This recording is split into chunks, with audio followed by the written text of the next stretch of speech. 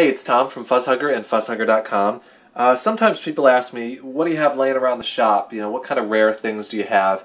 And, you know, a lot of times they just, when I'm working, they blend into the surroundings. And every now and then I remember that there are some cool pieces of FuzzHugger history here. And so I'm going to go through a list, just grabbing random things around the workshop here that mostly aren't for sale. Some of them are. This is the first FuzzHugger pedal ever. It's labeled FHFX on the side, and it says Hugger 001. It is the first Hugger, the first FuzzHugger, the first official FuzzHugger pedal, and the first hand-painted FuzzHugger. I also have the original prototype for the Hugger. It's fully functional, but it was mined for its LED and bezel. I also have the very first Algal Bloom, so it's FuzzHugger's first fuzz, Algal Bloom 000. This was before the gem button LEDs came around, and also you see it's missing the starve knob, the fourth knob, which was added maybe about a month or two after the Algal Bloom was released. Also, I have Absinthe number 001, the first Absinthe ever. In a really wild green graphic. I believe it's the only Absinthe in that color. Here's something called the Tripsynth, which I never built. It was just an experimental graphic and prototype, and it was something I almost built for myself and then kind of shelved the whole idea until about 4 years later, and now actually have something called the Tripsynth. I'll do a link somewhere here, and you can check that out.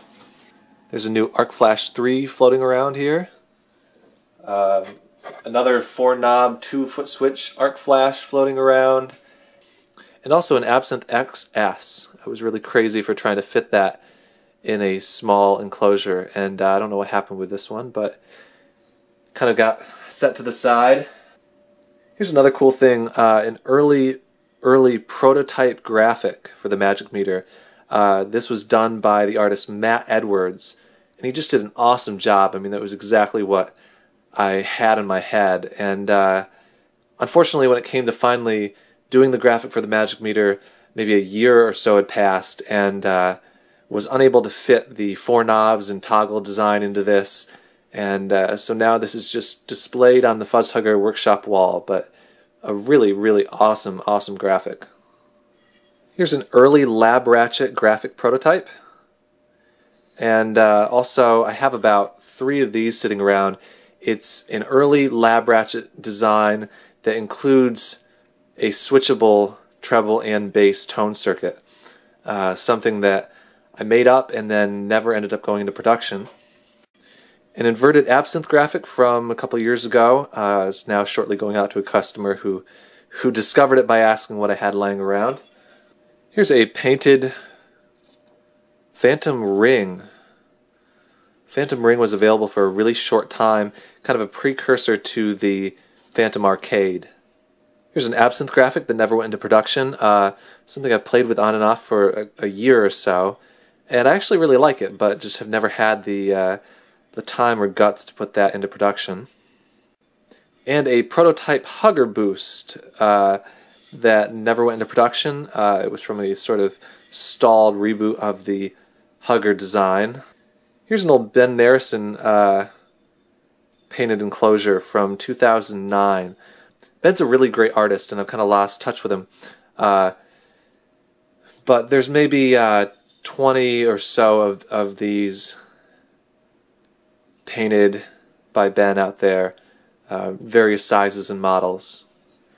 Some random 3-knob enclosures that never came to be. I was going to do a line where you could pick which knobs you wanted, which controls and circuits you wanted, and then it never happened, but those are still sitting around here. And an Illumina Phantom Arcade in kind of a sparkle green. This is one of maybe 3 Illumina Phantom Arcades I made, and then I probably won't be making any more, at least in this design. More random painted enclosures that I painted in the very early days of FuzzHugger and never actually got built up.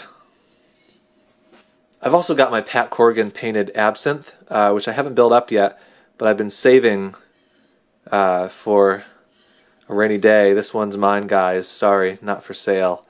There's that. So cool. The Fuzz 3, which I actually only built 3 of. Originally it was going to come out before the Lab Ratchet. It actually had on board a Lab Ratchet and a Great Wall, which you could switch between, one LED always being on, indicating which one you were in. They shared a push knob and also shared a bass and treble circuit, which was bypassable. I started building them for friends, and I thought about bringing it out. You know, it would have been pretty expensive, and I ended up deciding to go for the Lab Ratchet by itself first. Time passed, and I'd only made 3 Fuzz 3s, and the other 2 are built and sold and on people's pedal boards, and this is the lone remaining Fuzz 3. And a new trip synth in progress. Also sitting around are pipe amp speakers, and there's a FuzzHugger SemiHollow, which I actually built with my dad maybe 5 or so years ago. He's a woodworker, and I kind of did the rest of the designing.